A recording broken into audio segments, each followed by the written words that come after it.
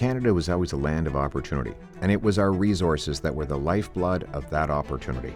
First Nations were trading copper from the Great Lakes across the Northeast long before European settlers found themselves in Canada. When they did, the fur trade extended the continent as French and English traded with First Nations and Métis. The trade took them from the Atlantic to the Pacific, where people came from around the world to strike it rich during the gold rush. The Chinese would call this Gumsan, the gold mountain, and the liquid gold would soon flow as the Leduc oil discovery created lasting prosperity.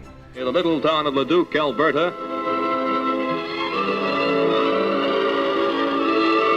Imperial Leduc number 1 struck oil. That was unreal when that gusher came on. Resources are what made this country. And as the oil flowed out, the money flowed in. It made the country, really, once we had our own oil and everything. And they ought to make us the richest nation on earth. Yet Canada's GDP per capita has grown a measly 0.5% over the last 10 years. It has been the lost Liberal decade of Trudeau Carney. Why is that? Because the keep it in the ground Liberals like Mark Carney and Stephen Guilbeault have kept projects that would have unleashed potential entangled in regulations that block them from getting built. For example, it now takes 17 years to get a mine approved through the thicket of permits, approvals, and regulatory processes.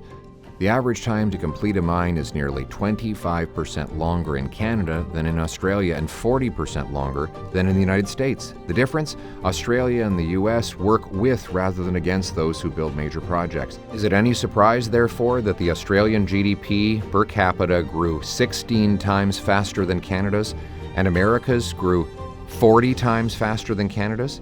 Not at all. We need to rediscover what we know from our history. You can't block your way to prosperity. That's why I'm announcing my one and done plan to clear the red tape and get projects built, creating jobs and paychecks for Canadians.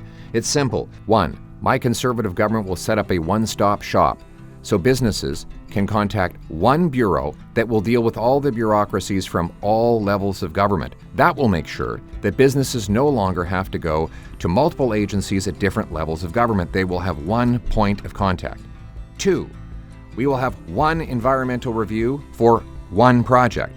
Instead of having multiple reviews that duplicate each other and achieve no extra ecological benefit, we will ensure that all of those reviews are collapsed into a single, effective review that we partner with other levels of government to agree upon. 3, 1 year wait time maximum, but the goal will be 6 months. That will ensure that when businesses have a full and completed application with all the necessary information, they do not wait longer than 1 year, and my goal will be to get that down to 6 months as well. So, let's recap. One and done means that there is one-stop shop to deal with. There is one environmental review for a single project, and there is a 1 year maximum waiting time, not 17 years. One and done. It's time to get government out of the way, to grant permission to our resource companies to build things, move things, dig things, and fix things. This will unleash powerful paychecks for our welders, pipe fitters, carpenters, and countless other invaluable trades.